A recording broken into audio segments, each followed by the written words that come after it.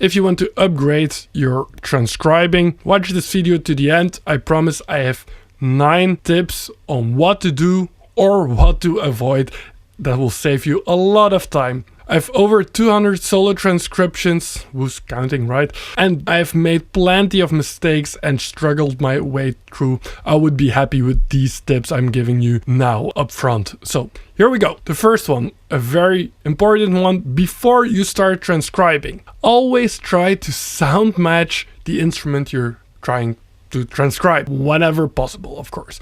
So I'm an alto saxophone player.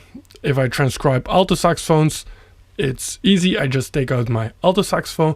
But if you start transcribing more and you're interested in transcribing different instruments, which I really encourage, by the way, then you might want to try to also take the right instrument for that. Like when I want to transcribe a soprano solo, I take out my soprano. When I want to do a tenor or a baritone solo, you get the point. But if you want to transcribe, let's say for me, trumpet, I don't play trumpet, then you take the next best thing available. This case, this would be the soprano saxophone for me, because it's also a B-flat transposing instrument and it has a little bit the same range and timbre, so that's the best choice for that. I did transcribe some piano solos. I'm not a good pianist, but you don't have to be. You can really slow stuff down with software, so you don't need to be a good pianist at all to transcribe with a piano. It makes it really much easier transcribing piano with a piano than transcribing piano with a saxophone, which is really my first weapon of choice. Also, if it's like a piano solo, I remember transcribing Chicoria solo on Spain, which is a Rhodes solo, then put it on the Rhodes sound. It's that solo, I think, that really made me realize I started out with a piano sound, that some things I thought I had the right notes, but it was just, it seemed a bit off. I changed to the right sound, to the Rhodes sound, and then it seemed to click. It's really a weird thing, but really try to match the timbre of what you're trying to transcribe. It will help tremendously, I promise you that. A bonus tip, if you're, for example, you have a setup, you play fusion, you play with a bright, edgy sound, and you want to get something different, you want to transcribe Johnny Hodges on alto saxophone. That's also quite a big difference in timbre. So if you have the option and you have, for example, a mouthpiece that is way less bright than the setup you have, use that one and try to come close to the sound you're trying to transcribe. Then the second one, and that's also still before starting to transcribe, look for the chord progression in the real book, and I'll already make a template, put that in your software notation, or if you do it by hand, you already write it down. That really helps a lot. If you don't have the chord progression, if you don't find it in a real book or online, perhaps start transcribing first the chord progression. It will give you a ton of context to the solo you're actually trying to transcribe. Okay, number 3 is when we started to transcribe, and this is a mistake I made a lot in the beginning phase of this channel, really in my first 10-20 transcriptions. Don't try out the notes while the audio is running. So don't play over the audio you're trying to transcribe. I see students do that all the time, and it's really weird actually. You're really covering up the thing you're trying to hear. You're trying to listen to something, and you first have to absorb really what you're listening to, and you cannot do that if you're already trying to guess and just throwing darts in the dark already at the right pitches. So please stop doing that. Just listen to a small phrase. It doesn't have to be a long phrase. A small phrase, loop it, slow it down, let it really ingrain in your brain. What a weird sentence. Absorb it really, so that you can loop it when you even pause the real audio. Should be able to kind of loop it inside your head, then you know, and then you try it out on your instrument, and then you see if it matches. If you think it matches, maybe then play along. Okay, the fourth one, this is also for sure for beginners, but also for advanced transcribers. Don't let your ego come in the way here. You can really do it note by note. You don't need to do a full bar or 2 measures or anything of a certain length. That will come over time with experience, and your memory, your musical memory will get better for sure. But you can do it 1 note at a time if it's really difficult. It's only your ego will tell you that you should do 1 full measure and then try to take all that at once. Totally not the case. If it's a really complex transcription, maybe it's really fast, or maybe the sound quality isn't good, all parameters which can make it harder, go 1 note per 1 note. Then the next one is kind of related to this one, and that's that you don't have to worry if you can't allocate the right pitch. It happened to me, especially in the start, and I don't know why it sometimes happened, but you hear this note and you try some and you seem to, unable to find it.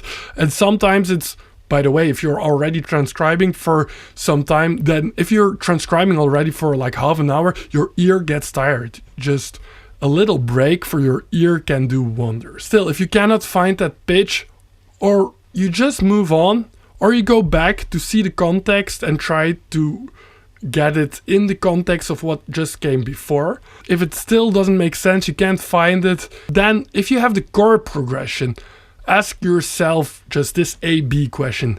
Is this pitch inside? Does it sound inside this chord, or does it sound a little bit more totally outside or a little bit strange? If you have a little bit of theoretical knowledge, you've eliminated here already quite some options for notes. If it's inside, then go with the scale that fits within that chord, and then run through the scale and try to find this way the right pitch. Okay, the next one. One of the most important skills for transcribing is your internal musical memory.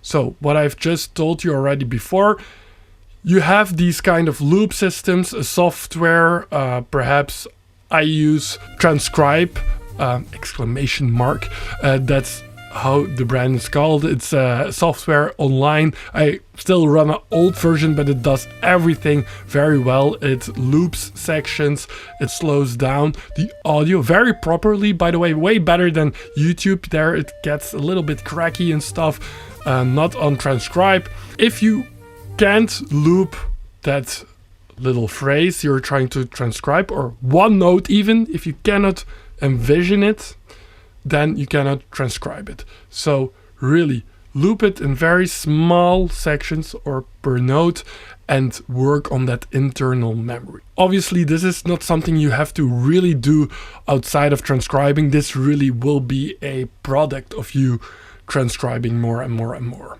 The next tip follows on that, and that is to work on your internal slowdowner. You have that built in transcribe, for example, but it's way better if you can do it inside your own head.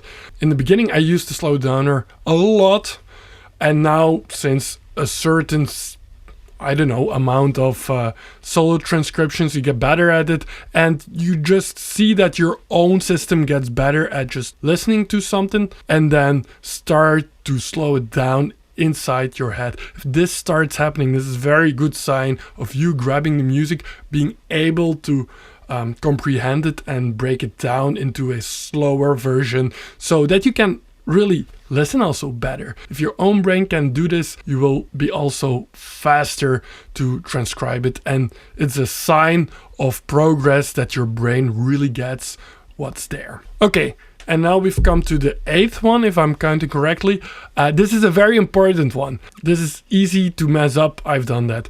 Don't transcribe rhythm when having slowed down the tempo with a software. I remember doing the Cannonball Adderley solo on Oleo, which is with Miles Davis live. It's like insanely fast. And I slowed this down. And then if you slow it down like at 50%, so half the speed, then you start to notice all kind of inconsistencies. Yeah, sometimes you make that into a rhythm. For example, if it's like a continuous line of supposedly 8 notes, but you hear some kind of inconsistency, which is very logical at that high tempo. Then maybe you write in somewhere a dotted 8 note with a 16 instead of 2 8 notes, and it makes sense in that tempo. And then you come to the end of your transcription and you proofread in the normal speed, and then you read your own stuff, and then you think, what have I done? It really doesn't sound like there's a odd or a weird rhythm. It's all 8 notes. This is just an example. Can also be variations on that, of course. But you can start to make weird kind of rhythms by slowing things down. You might still try it out, but always double check in the original tempo and listen if it makes sense to read. Notate it in the simplest way possible, with like quintuplets and stuff. I did this way more in the beginning, and now I try to make it fit within something that is readable. Okay, and here's the last one, and this is kind of personally for me a specific addition actually, because I can't sing. I really can't sing. And everybody, if you're in school and went to the conservatory and stuff, everybody's saying, yeah, you have to be able to sing it before you can hear it. If that was the case, I would have to delete all my transcriptions right away because it doesn't make sense. No, I got all kinds of vocal training and stuff, like as a second instrument, and yeah, it just doesn't work. Yeah, of course, now by this time I can here and there grab a few pitches out of the air. Still, it's not my strong point at all. You will find me now noodling here and there. I actually keep my alto. First I did everything with my saxophone or the right instrument really locked on my side, and transcribing, playing it after the real audio. Now when I transcribe, I'm so familiar with alto saxophone, I don't take any reference of a saxophone or even a keyboard anymore. I'm pretty sure about the notes because I'm just very familiar with alto saxophone notes. I don't have an absolute ear. I have a good relative ear, I think. So that's that. And sometimes I will grab a note just with my voice. You can do that if you have a good voice. Use it, absolutely. But there's something which I think is even more crucial, and that's audiation. That's like envisioning, but then for audio. You know, when you're stuck with a melody in your head from the radio or something you played and you loop it inside your head, that's audiation. That's a good sign of you being able to envision what the music sounds like, and that's actually the best skill to develop for transcription. If you can catch the note by singing, cool, do it. If you can't catch the note by singing, don't do it, and don't worry. If you know you can kind of loop it in your head, then you're good. Okay, that's plenty for this video. Please, if you have any questions or additions, then drop that in the comment section.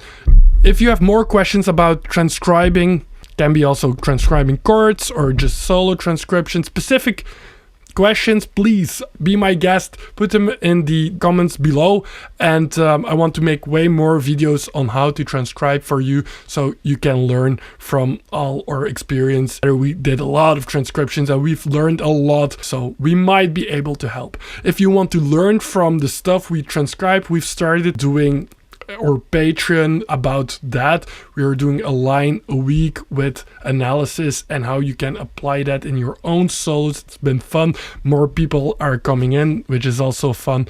So there you can learn jazz through transcription and us. If you want to have just a one-off-the-cuff course on ear training, you can also find that. We have one. I'll put that in the description. I'm a bad YouTuber. Oh, I should mention that you kind of subscribe or like or do whatever you want. I don't know, but now I'm a good YouTuber. I'm Jorre Reiners from... I cannot even pronounce my own name. I'm Jorre Reiners from Tribe 11 Music, and see you next time.